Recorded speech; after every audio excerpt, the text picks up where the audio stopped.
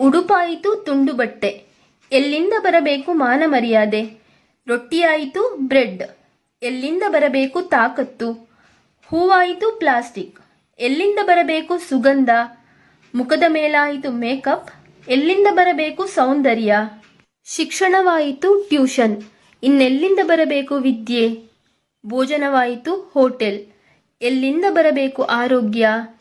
ಮನೋರಂಜನೆಯಾಯಿತು TV mobile, ಇನ್ನೆಲ್ಲಿಂದ ಬರಬೇಕು ಸಂಸ್ಕಾರ. ಮನುಷ್ಯನಾಗಿದ್ದಾನೆ ಕಾಸಿನ ಆಸೆ ಬುರುಕ, ಇನ್ನೆಲ್ಲಿಂದ ಬರಬೇಕು ದಯಾ ಅನುಕಂಪ. ವ್ಯವಹಾರಗಳಾಗಿವೆ ಹೈಫೈ, ಇನ್ನೆಲ್ಲಿಂದ ಬರಬೇಕು ನ್ಯಾಯ ನೀತಿ ಧರ್ಮ. ಭಕ್ತಿ ಮಾಡುವವನು ಆಗಿದ್ದಾನೆ ಸ್ವಾರ್ಥಿ, ಇನ್ನೆಲ್ಲಿಂದ ಬರಬೇಕು ಭಗವಂತ. ಸಂಬಂಧಿಗಳು ಇದ್ದಾರೆ ವಾಟ್ಸಾಪ್ನಲ್ಲಿ, ಇನ್ನೆಲ್ಲಿಂದ ಬರಬೇಕು ಪರಸ್ಪರ ಭೇಟಿ ಪ್ರೀತಿ ವಿಶ್ವಾಸ.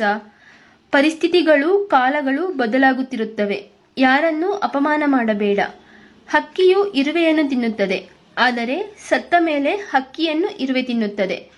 ಒಂದು ಮರದಿಂದ ಸಾವಿರಾರು ಬೆಂಕಿಕಡ್ಡಿಗಳನ್ನು ತಯಾರಿಸಬಹುದು, ಆದರೆ ಒಂದೇ ಒಂದು ಬೆಂಕಿಕಡ್ಡಿ ಸಾವಿರಾರು ಮರಗಳನ್ನು ಸುಟ್ಟು ಭಸ್ಮ ಮಾಡಬಹುದು.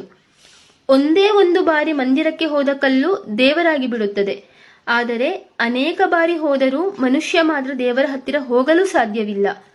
ಉಪವಾಸದಿಂದ ನಮ್ಮ ಆಚಾರ ವಿಚಾರಗಳು ಬದಲಾಗಬೇಕು, ಲೋಕ ಕಲ್ಯಾಣಕ್ಕಾಗಿ ನಾವು ಬದುಕಬೇಕು.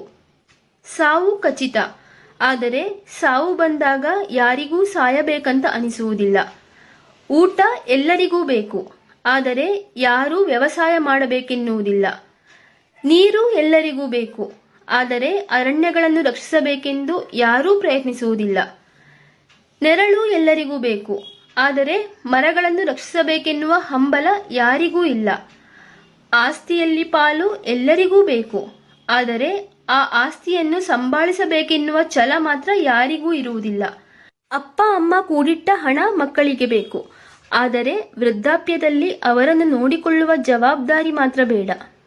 ನಮಗೆ ಕಷ್ಟ ಬಂದಾಗ ಸಹಾಯ ಮಾಡುವವರು ಬೇಕು, ಆದರೆ ಬೇರೆಯವರ ಕಷ್ಟಕ್ಕೆ ಹೆಗಲು ಕೊಡುವ ಒಳ್ಳೆಯ ಮನಸ್ಸು ಮಾತ್ರ ಬೇಡ. ಹೆಂಡತಿ ಎಲ್ಲರಿಗೂ ಬೇಕು, ಆದರೆ ಹೆಣ್ಣು ಮಕ್ಕಳು ಮಾತ್ರ ಯಾರಿಗೂ ಬೇಡ. ಈ ಸಂದೇಶವನ್ನು ಓದಿ ಕೇಳಿ ವಾ ವಾ ಅನ್ನುವರಿರುತ್ತಾರೆಯೇ ಹೊರತು ಓದಿ ಬೇರೆಯವರಿಗೆ ಕಳಿಸಿ ಅರಿವು ಮೂಡಿಸುವ ಪ್ರಯತ್ನವನ್ನು ಮಾತ್ರ ಯಾರೂ ಮಾಡುವುದಿಲ್ಲ ಅಲ್ಲವೇ? ಆದರೆ ನನ್ನ ವೀಕ್ಷಕರು ಈ ಸಂದೇಶವನ್ನು ಓದಿ ಕೇಳಿದ ನಂತರ ಬೇರೆಯವರಿಗೂ ಕಳಿಸಿ ಅವರಲ್ಲಿ ಅರಿವು ಮೂಡಿಸಿ